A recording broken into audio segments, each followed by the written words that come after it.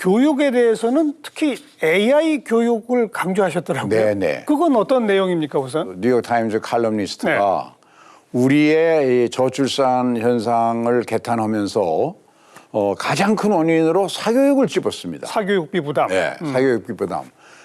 전 세계 어느 나라도 한국처럼 저렇게 사교육에 의존하는 나라가 없다. 없죠. 그래 이거는 한국이 왜 그걸 못 고치느냐 모르겠다는 지적이거든요.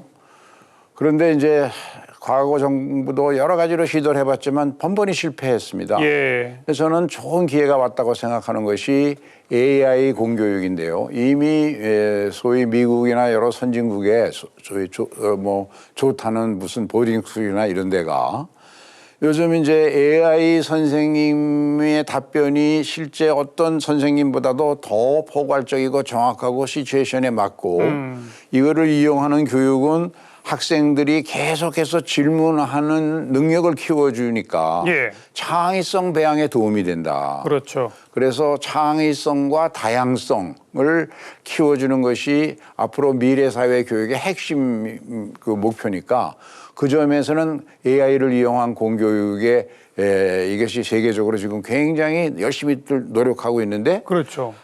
아직은 보편화 안 되는데 그중에 우리나라가 ICT에 앞서 있는 나라이기 때문에 AI 공교육만큼은 우리가 선두주자 중에 하나입니다. 앞서 가보자. 예, 이미 앞서 가고 있습니다. 예. 그래서 2025년에 수학, 영어, 정보 세 과목은 AI 교과서가 나오거든요. 내년도에.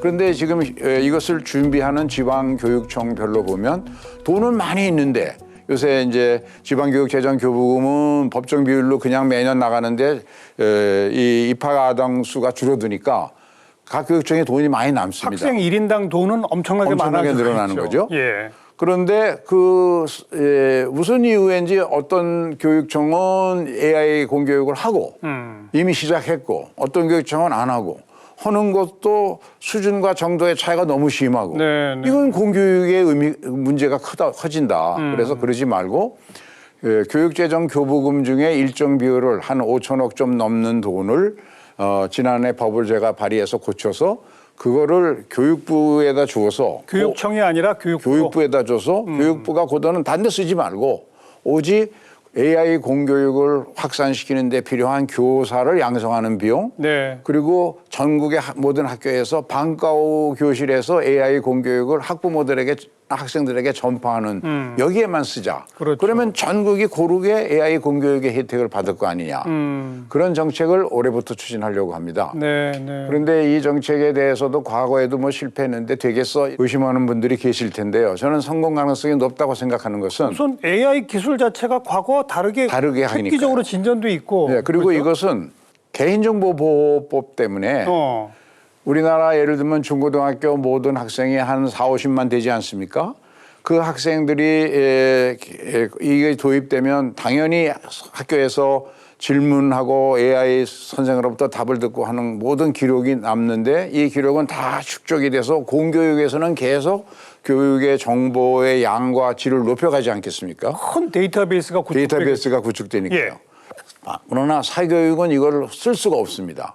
정보보호 때문에. 개인정보보호 때문에. 그러니까 사교육이 도저히 따라올 수가 없다. 그러면 이제 학부모님들도 아이를 위해서는 AI 공교육을 중심으로 하는 공교육에서 자기 아이가 잘 적응하고 거기에서 좋은 성적을 내는 것이 그게 이제 아이의 미래를 위한 길이다라고 판단할 거고 이게 쭉 일반화되면 결국 대학 입시도 이런 방법으로 볼 거거든요. 그럼 사교육 의존도는 저절로 그러면 사교육 의존도는 떨어지게 된다. 그래서 이거는 당장 승부하는 게 아니라 한 10년을 내다보고 승부해야 되기 때문에 이 방법이 저는 좋은 기회가 왔다고 생각합니다. 앞으로 공교육이 할 역할은 이 AI 공교육을 통한 창의성과 다양성의 배양, 그 선생은 가이드로서의 역할. 그다음에 두 번째로 중요한 것은 진로 적성 교육. 진로 적성. 그러니까 그 학생이 학부모와 학생과 전문가들과 그것을 종합하는 선생님과의 사자 협의체를 통해서 한 2, 3년 계속해서 질문하고 테스트해보고 전문가하고 대담해보고 해서 이 아이가 무슨 쪽으로 나가면 성공 가능성이 높은가. 그다음에 학부모하고 의논해보고 해서 진로 적성을 일찍 발견하고 그거에 대해서 그 방향의 롤 모델을 찾아주고 그것도 또 AI 교사를 통해서 롤 모델을 찾아보고 롤 모델이던 사람과 개인적으로 또 SNS를 통한 인터뷰를 하고 네. 가까워지고 네. 이런 쪽의 교육이 지금 앞으로 새로운 그 AI 공교육 시대에 두 개의 공교육의 과제로 되고 있습니다. 네.